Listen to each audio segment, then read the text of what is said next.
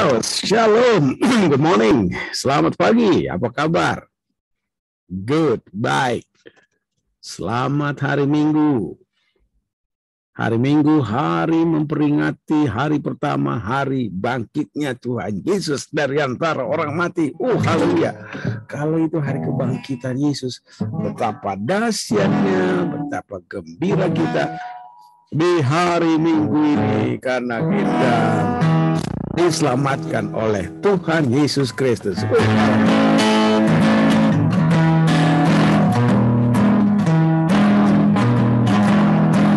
was glad when he said unto me, I was glad when they said unto me, I was glad when they said unto me, let us go to the house of the Lord. I was glad when they said unto me, I was glad when they said unto me, I was glad when they said unto me, let us go to the house of the Lord.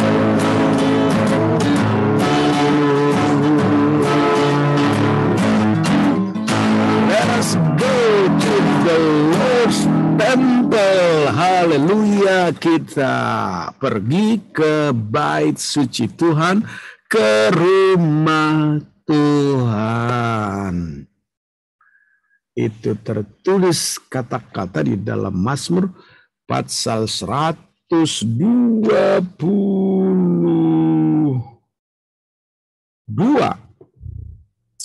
Kita baca ya firman Tuhan ini. Oh, luar biasa, puji Tuhan. Nyanyian Ziarah Daud. Aku bersuka cita ketika dikatakan orang kepadaku, mari kita pergi ke rumah Tuhan. Oh, I was glad when they said unto me, let us go to the house of the Lord. Puji Tuhan. Sekarang kaki kami berdiri di pintu gerbangmu, hai Yerusalem. Hai Yerusalem yang telah didirikan sebagai kota yang bersambung rapat, kemana suku-suku berziarah, yakni suku-suku Tuhan, untuk bersyukur kepada nama Tuhan sesuai dengan peraturan bagi Israel. Sebab di sanalah ditaruh kursi-kursi pengadilan, kursi-kursi milik keluarga Raja Daud. Berdoalah untuk kesejahteraan Yerusalem. Biarlah orang-orang yang mencintaimu mendapat sentosa. Biarlah kesejahteraan ada di lingkungan tembokmu dan sentosa di dalam purimu. Oleh karena saudara-saudaraku dan teman-temanku, aku hendak mengucapkan, semoga kesejahteraan ada di dalammu. Oleh karena rumah Tuhan Allah kita, aku hendak mencari kebaikan bagimu. I was glad when they said unto me, let us go to the temples of the Lord. Pergi ke bait suci Tuhan. Di beberapa gereja ada doa yang disampaikan untuk kesejahteraan Yerusalem. Ya, kota damai Yerusalem. Iya, ada orang yang tanya ke saya, gimana pandangan Bapak dengan doa seperti itu? Saya katakan tidak ada yang salah. Nggak ada yang salah. Berdoa buat kota, bahkan berdoa buat kota di mana kita tinggal, kan kewajiban kita. Apalagi kalau kita berdoa buat kota-kota tertentu, di mana kota-kota itu punya sejarah yang tidak dapat dilepaskan dari apa yang kita yakini, apa yang kita percaya. Misalnya kan Yerusalem itu kota Daud ya, kota yang dibangun oleh Daud, dan di sana juga ada kerajaan Daud dulu sangat berjaya. Di sana ada Bait Allah dibangun oleh Salomo yang sudah direncanakan oleh Tuhan melalui Daud. Di sana ada bait suci dulu yang penuh dengan puji-pujian penyembahan pada Tuhan. Nah, ketika kita ingat itu kan, kita bisa sangat berbahagia. Dan apa yang kita percaya dari firman Tuhan kan nggak lepas dari, kita tidak akan bisa lepas dari Yerusalem, ya. Sebab Mesias yang kita kenal, Tuhan Yesus Kristus, adalah Mesias yang walaupun Yesus Kristus tidak dari benih Daud langsung ya,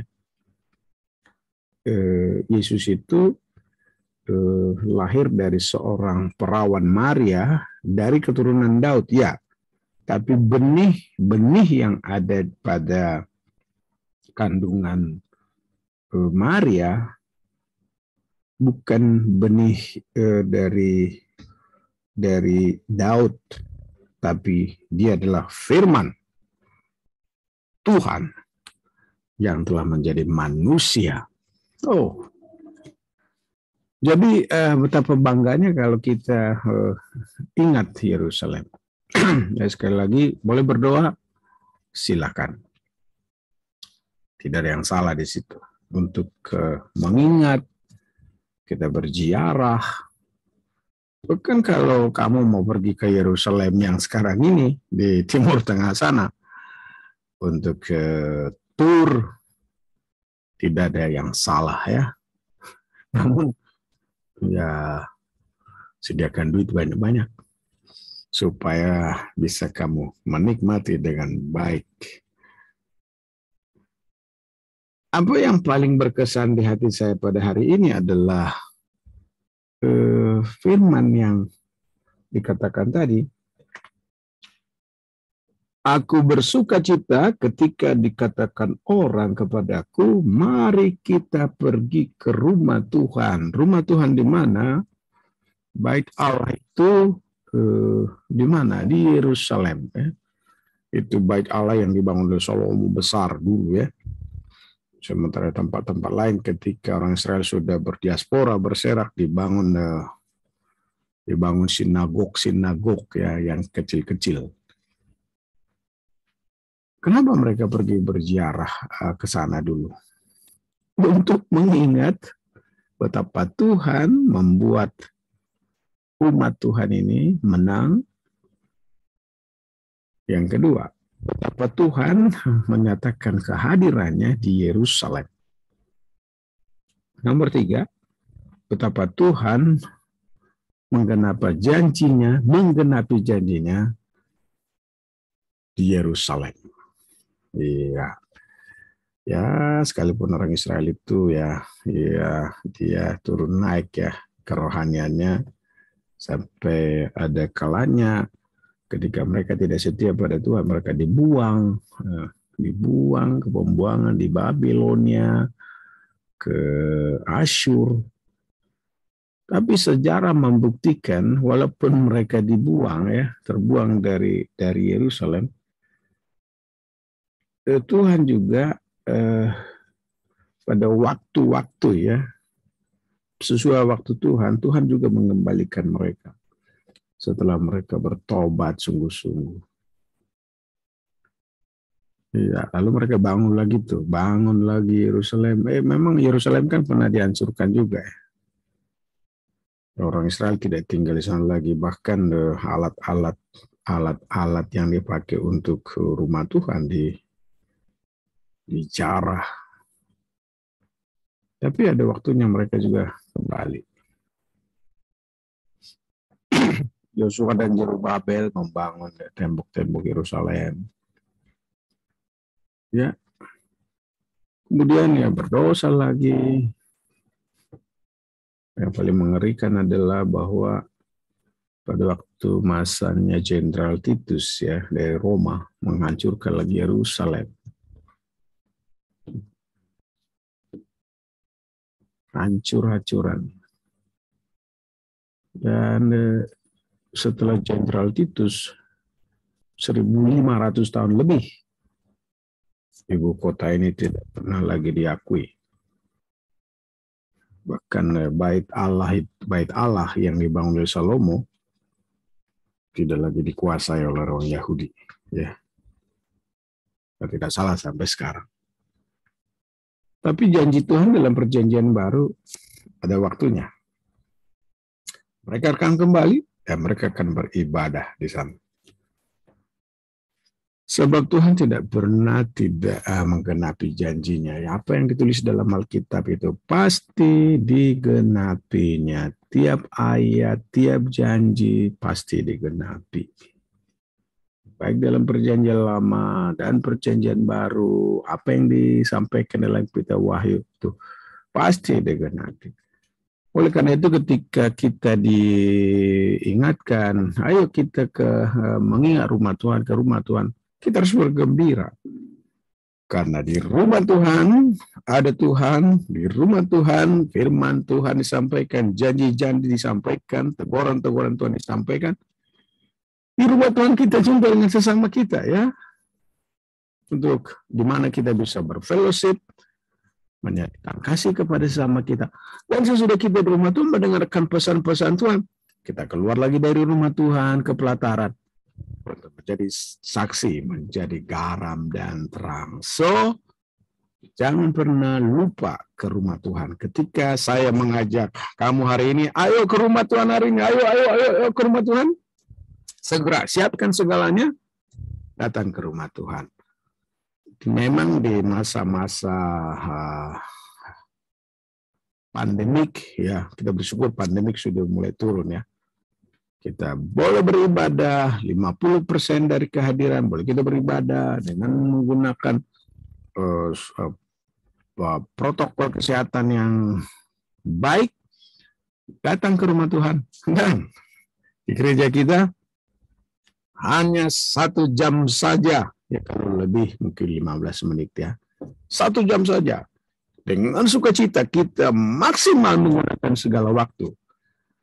Beribadah, memuji Tuhan, bersorak bagi Tuhan, bermain musik bagi Tuhan, dan mendengarkan firman Tuhan. Tapi jangan lupa, kita harus melakukan apa yang kita dengar. Tuhan Yesus memberkati. Sekali lagi selamat hari Minggu, selamat beribadah. Jangan lupa, let us go to the temples of the Lord. Tuhan Yesus memberkati. God bless you. Haleluya. I love you dalam Tuhan. Saya berdoa. Kasih karunia Tuhan Yesus Kristus berlimpah atas seluruh umatmu dan jemaatmu yang mendengarkan perenungan pada hari ini. Setelah kami membaca Mazmur 122. Di mana di sana ada ajakan untuk kami datang ke rumah Tuhan. Di dalam nama Yesus kami berdoa. Haleluya. Amin. Amin. Selamat pagi, selamat hari Minggu. God bless you. Tuhan Yesus memberkati. Bye-bye.